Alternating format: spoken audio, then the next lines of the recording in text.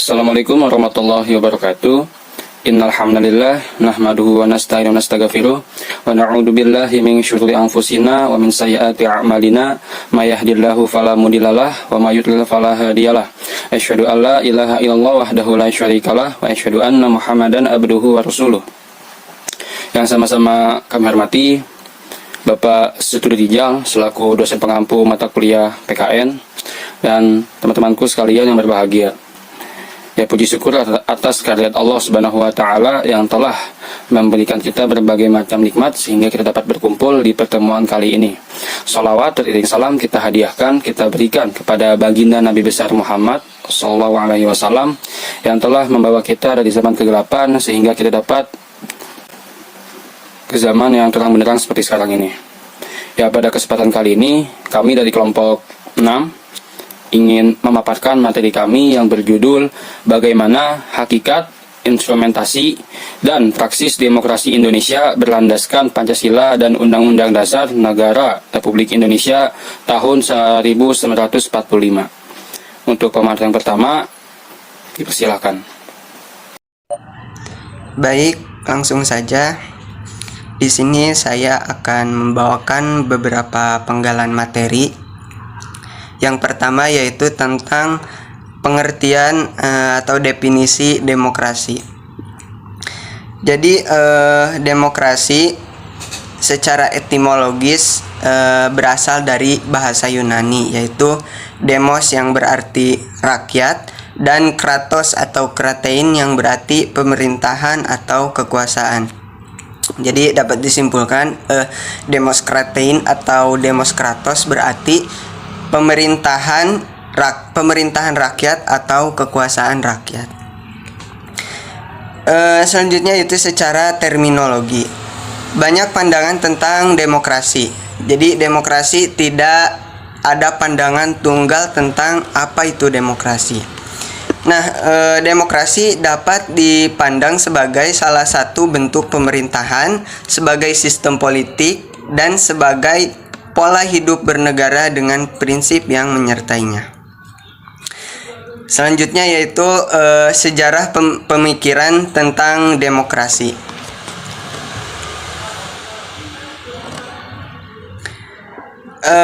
Yang pertama, sejarah pemikiran tentang demokrasi adalah demokrasi sebagai bentuk pemerintahan. Jadi makna demokrasi sebagai suatu bentuk pemerintahan merupakan pengertian awal yang dikemukakan oleh para ahli dan tokoh sejarah, misalnya Plato dan Aristoteles. Plato dalam tulisannya yaitu Republik mengatakan bahwa bentuk pemerintahan yang baik itu ada 3, yakni yang pertama ada monarki, aristokrasi, dan demokrasi. Nah, jadi demokrasi adalah satu dari 3 bentuk pemerintahan. Selanjutnya yang kedua yakni demokrasi sebagai sistem politik. Jadi perkembangan berikutnya, demokrasi tidak sekedar dipahami sebagai bentuk pemerintahan saja, tetapi lebih luas lagi yakni sebagai sistem politik. Nah, bentuk pemerintahan bukan lagi demokrasi, oligarki, monarki, atau yang lainnya. Bentuk pemerintahan dewasa ini lebih banyak menganut pendapatnya Niccolo Machiavelli. Adapun ada beberapa sarjana yang mendefinisikan demokrasi sebagai sistem. Misalnya Samuel Huntington menyatakan bahwa sistem politik di dunia ini ada 2 sistem, yakni sistem politik demokrasi dan sistem politik non-demokrasi. Menurutnya, suatu sistem politik disebut demokrasi apabila para pembuat keputusan kolektif yang paling kuat dalam sistem itu dipilih melalui pemilihan yang jurdil. Nah, di dalam sistem itu para calon bebas bersaing untuk memperoleh suara dan semua penduduk berhak memberikan suara. Nah, sedangkan sistem politik non-demokrasi meliputi sistem totaliter, otoriter, absolut, rezim militer, sistem komunis, dan sistem partai tunggal. Selanjutnya yang ketiga yaitu perkembangan berikutnya. Demokrasi tidak hanya dimaknai sebagai bentuk pemerintahan dan atau sistem politik, tetapi lebih luasnya lagi demokrasi dimaknai sebagai sistem hidup. Menurut Padmo Wahyono, demokrasi adalah suatu pola kehidupan masyarakat yang sesuai dengan keinginan ataupun pandangan hidup manusia yang berkelompok tersebut. Nah, demokrasi Indonesia dalam arti pandangan hidup adalah demokrasi sebagai falsafah hidup atau demokrasi in filosofi. Nah, berdasarkan pendapat Padmo Wahyono tadi, demokrasi bukan sekedar suatu bentuk pemerintahan ataupun sistem politik, melainkan yang utama adalah suatu bentuk kehidupan bersama dalam kehidupan bermasyarakat, berbangsa, dan bernegara. Nah, bentuk kehidupan yang demokratis akan kokoh apabila di kalangan masyarakat tumbuh nilai-nilai demokrasi.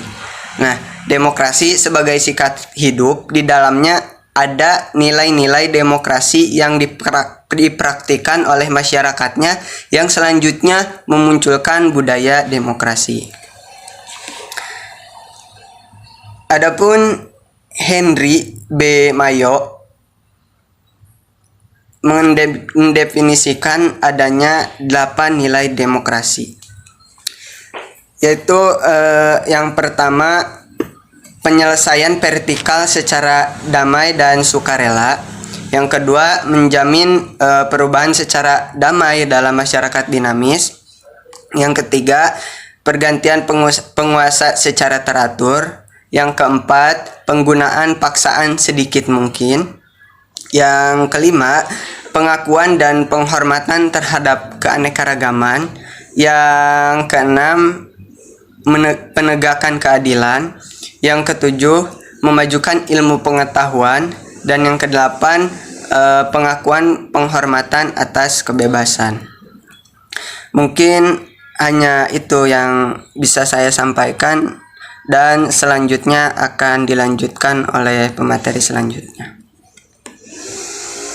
Oke, materi selanjutnya yaitu 3 tradisi pemikiran politik demokrasi.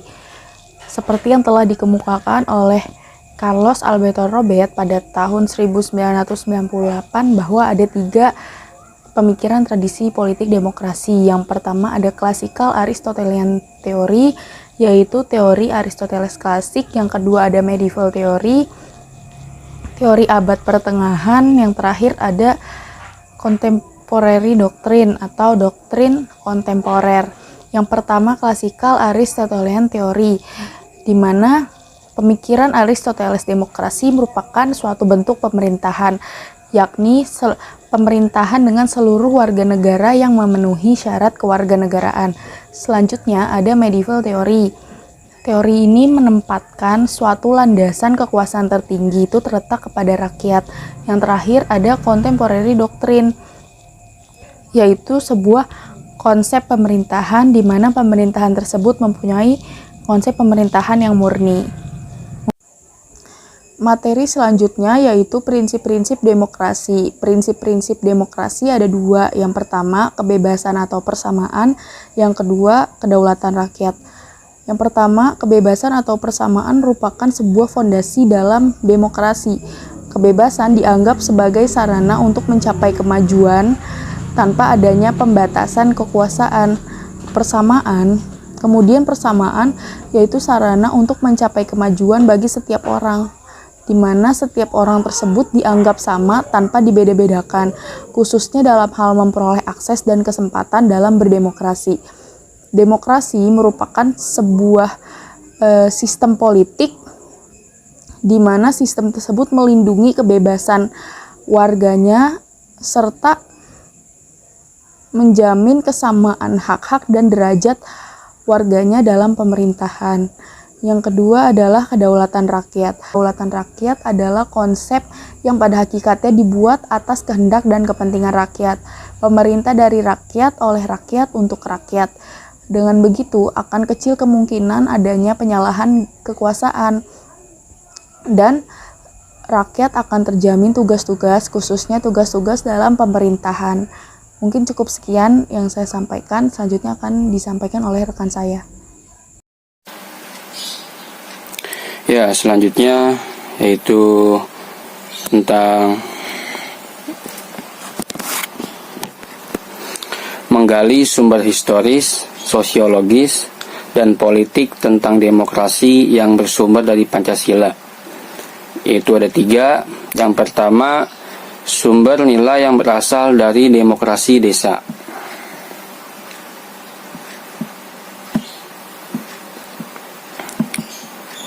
Pada sumber nilai yang berasal dari demokrasi desa, ada 2 analisir lagi dari tradisi demokrasi desa yang asli Nusantara, yaitu hak untuk mengadakan protes bersama terhadap peraturan-peraturan raja yang dirasakan tidak adil, dan hak rakyat untuk menyingkir dari daerah kekuasaan raja apabila ia merasa tidak senang lagi hidup di sana.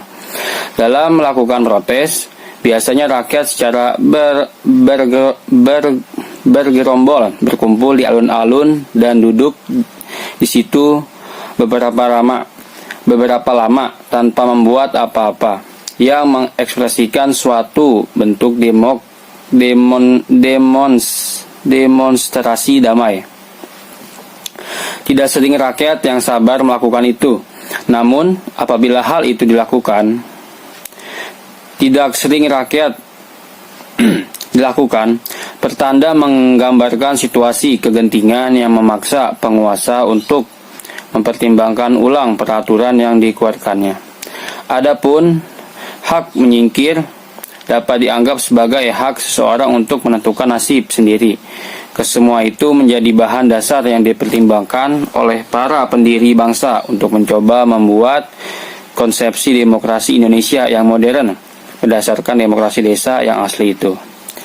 Nah, dari pernyataan tersebut, selanjutnya Hatta menjelaskan bahwa kelima analisir demokrasi asli itu, yaitu ada rapat, mufakat, gotong royong, hak mengadakan protes bersama, dan hak menyingkir dari daerah kekuasaan raja. Dipuja dalam lingkungan pergerakan nasional sebagai pokok yang kuat bagi demokrasi sosial yang akan dijadikan dasar pemerintahan Indonesia merdeka di masa datang. Yang kedua yaitu sumber nilai yang berasal dari Islam. Nilai demokratis yang berasal dari Islam bersumber dari akar teologisnya. Inti dari keyakinan Islam adalah pengakuan bahwa ketuhanan yang Maha Esa atau Tauhid atau monoteisme. Dalam keyakinan ini, hanya Tuhanlah satu-satunya wujud yang pasti. Semua selain Tuhan bersifat nisbi, belaka. Konsekuensinya, semua bentuk pengaturan hidup sosial manusia yang melahirkan kekuasaan mutlak nilai bertentangan dengan jiwa Tauhid. Kelanjutan logis dari prinsip Tauhid adalah paham persamaan atau kesederajatan manusia di hadapan Tuhan yang melarang adanya perendahan martabat dan pemaksaan kehendak antar sesama manusia. Dengan prinsip persamaan manusia di hadapan Tuhan itu, tiap-tiap manusia dimuliakan kehidupan, kehormatan, hak-hak, dan kebebasannya yang dengan kebebasan pribadinya itu menjadi makhluk moral yang harus bertanggung jawab atas pilihan-pilihannya. Dengan prinsip persamaan, manusia juga didorong menjadi makhluk sosial. Stimulus Islam membawa transformasi Nusantara dari sistem kemasyarakatan feodalistis berbasis kasta menuju sistem kemasyarakatan yang lebih egaliter. Transformasi ini tercermin dalam perubahan sikap kejiwaan orang Melayu terhadap penguasa. Sebelum kedatangan Islam, dalam dunia Melayu berkembang peribahasa Melayu pantang membantah. Melalui pengaruh Islam, peribahasa itu berubah menjadi raja adil, raja disembah, raja zalim, raja disanggah. Nilai-nilai egalitarianisme Islam ini pula yang mendorong perlawanan kaum pribumi terhadap sistem kasta baru yang dipaksakan oleh kekuatan kolonial atau western. Dalam pandangan Soekarno tahun 1965, pengaruh Islam di Nusantara membawa transformasi masyarakat feodal menuju masyarakat yang lebih demokratis. Dalam perkembangannya, Hatta juga memandang stimulus Islam sebagai salah satu sumber yang menghidupkan cita-cita demokrasi sosial di kalbu para pemimpin pergerakan kebangsaan. Yang terakhir yaitu sumber nilai yang berasal dari Barat. Masyarakat Barat atau Eropa mempunyai akar demokrasi yang panjang. Pusat pertumbuhan demokrasi terpenting yaitu terdapat di Yunani adalah kota Athena, yang sering dirujuk sebagai contoh pelaksanaan demokrasi partisipatif dalam negara sampai kota sekitar abad ke-5 sebelum Masehi. Kehadiran Eropa, khususnya Belanda di Indonesia, membawa dua sisi dari koin peradaban Barat. Sisi resepsi imperialisme kapitalisme, dan sisi humanisme demokratis. Penindasan politik dan penghisapan ekonomi oleh imperialisme dan kapitalisme yang tidak jarang bekerjasama dengan kekuatan-kekuatan feodal bumi putra menumbuhkan sikap anti penindasan, anti penjajahan, dan anti feodalisme di kalangan para perintis kemerdekaan bangsa. Dalam melakukan perlawanan terhadap resepsi politik ekonomi kolonial itu, mereka juga mendapatkan stimulus dari gagasan-gagasan humanisme demokratis Eropa. Penyebaran nilai-nilai humanisme demokratis itu menemukan ruang aktualisasinya dalam kemunculan ruang publik modern di Indonesia sejak akhir abad ke-19. Ruang publik ini berkembang di sekitar institusi pendidikan modern, kapitalisme percetakan, klub-klub sosial bergaya Eropa, kemunculan berbagai gerakan sosial atau seperti Budi Utomo, Sarekat Islam, dan lain-lain, yang berujung para pendirian partai politik, yaitu sejak tahun 1920-an, dan kehadiran Dewan Rakyat atau Volksraad sejak tahun 1918. Sumber inspirasi dari An-Nasir Demokrasi Desa, Ajaran Islam, dan Sosiodemokrasi Barat memberikan landasan persatuan dan keragaman. Segala keragaman ideologi politik yang dikembangkan yang bercorak keagamaan maupun sekuler, semuanya memiliki titik temu dalam gagasan-gagasan demokrasi sosialistik atau kekeluargaan dan secara umum menolak individualisme. Sudut perkembangan sejarah demokrasi Indonesia sampai masa Orde Baru. Yang pertama yaitu masa Republik Indonesia I yang terjadi pada tahun 1959, yang terjadi pada tahun 1945 sampai 1959.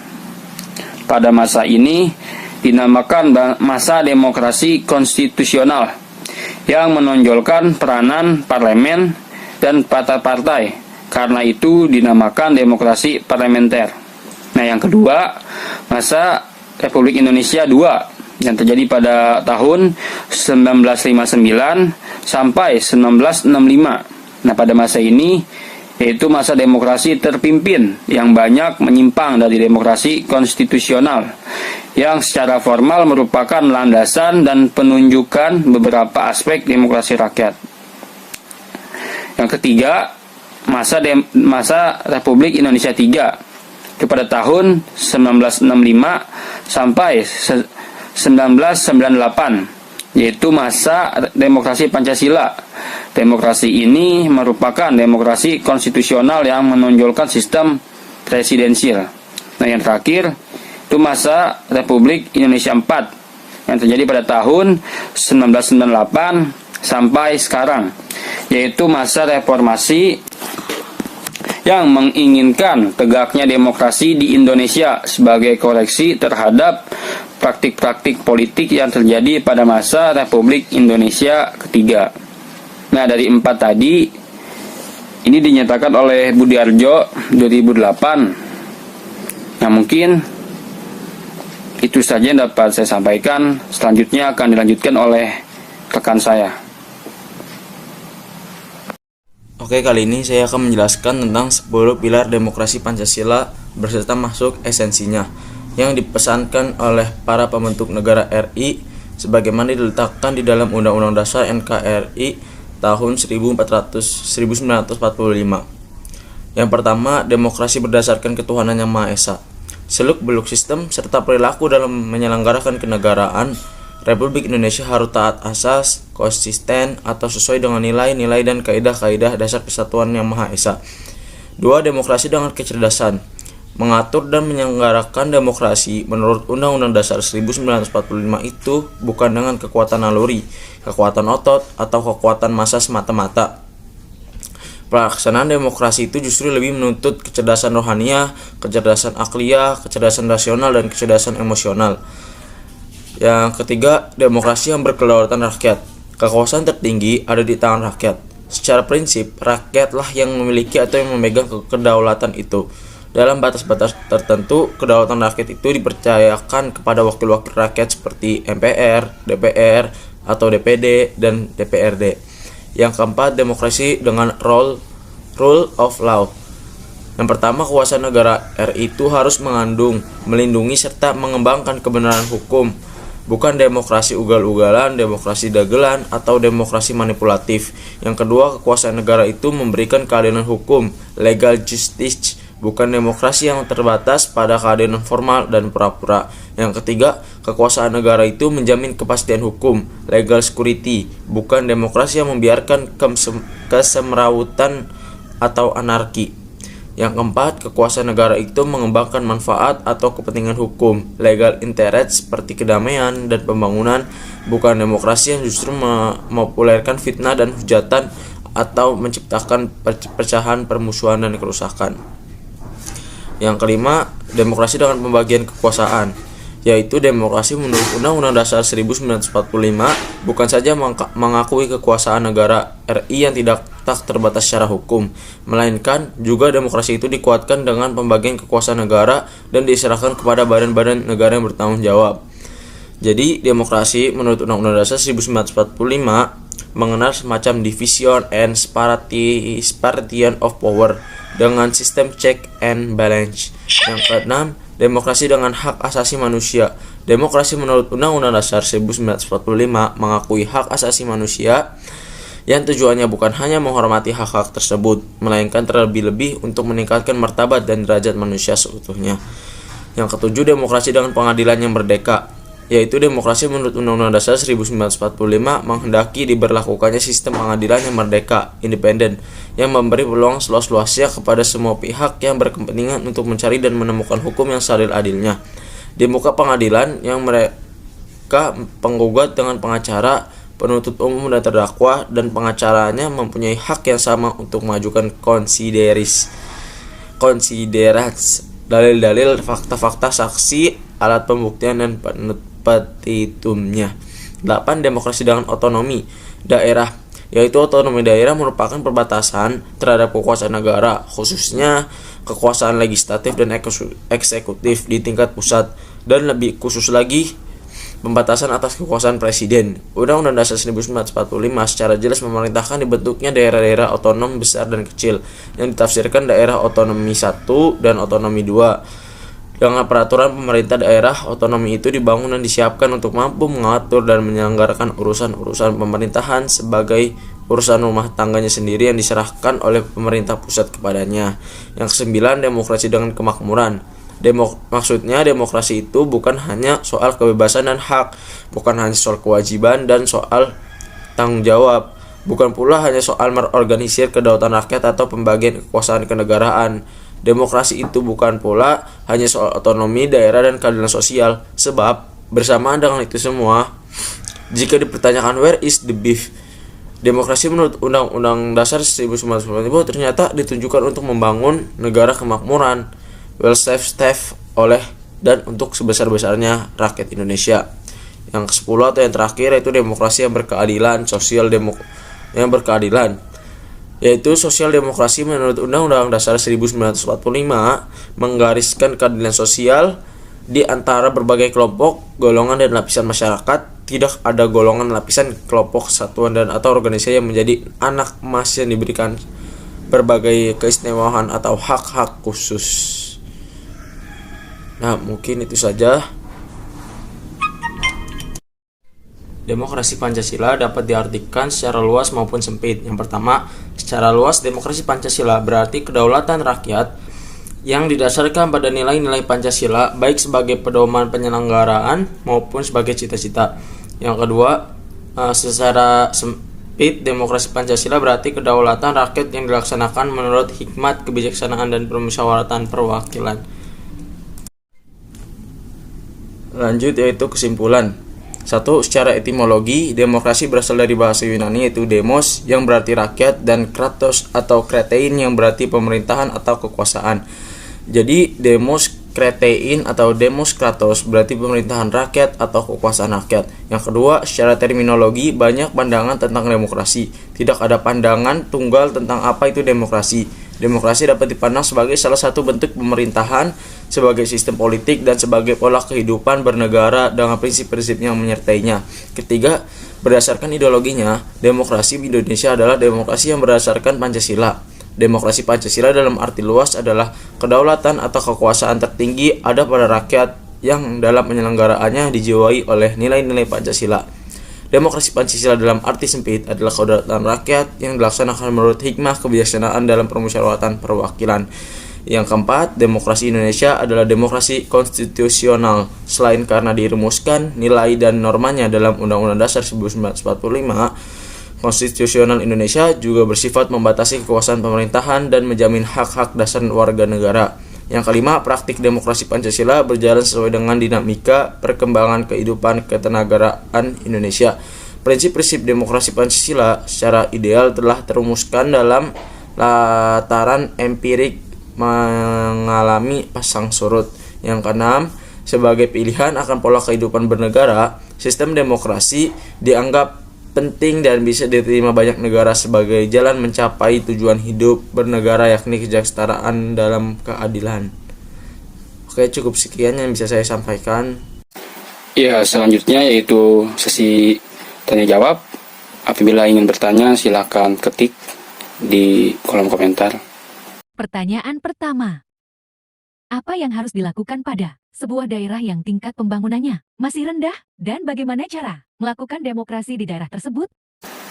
Ya, saya akan menjawab pertanyaan dari Kafireswara NIM belakang 054. Yang pertanyaannya yaitu apa yang harus dilakukan pada sebuah daerah yang masih tingkat pembangunannya masih rendah dan masih sangat terpelosok? Bagaimana cara melaksanakan demokrasi di daerah tersebut? Ya, izin menjawab, yaitu dengan memberikan sumbangan berupa pembangunan, struktur dan infrastruktur, sarana dan prasarana. Tentunya juga termasuk fasilitas pendidikan dan beasiswa yang memadai. Dan untuk demokrasi di tempat terpelosok dilakukan dengan metode pendekatan khusus dan menyesuaikan budaya adat setempat supaya menghindari benturan budaya yang ada di sana. Mungkin sekian. Pertanyaan kedua. Bagaimana melaksanakan pembangunan demokrasi di Indonesia agar lebih baik dari sebelumnya?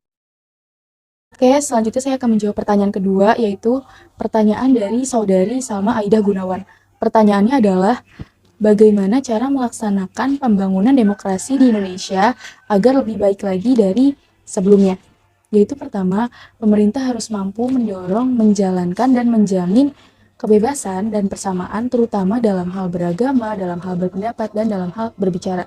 Kemudian, pemerintah juga mengedepankan hak-hak minoritas, menjamin hak asasi manusia, serta mencukupkan nilai toleransi, kerjasama, dan mufakat yang tinggi. Pertanyaan ketiga. Bagaimana cara mengatasi demokrasi, pembagian kekuasaan apabila masih ada kecurangan terutama dalam hal pembagian jabatan? Baik, saya akan menjawab pertanyaan dari Bayi Haki Hakim dengan NIM belakang 051. Yang pertanyaannya adalah, dalam 10 pilar ada salah satunya demokrasi dengan pembagian kekuasaan.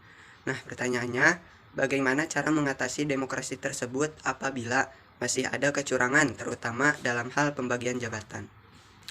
Di sini saya izin menjawab, ada 3 cara untuk mengatasi hal tersebut.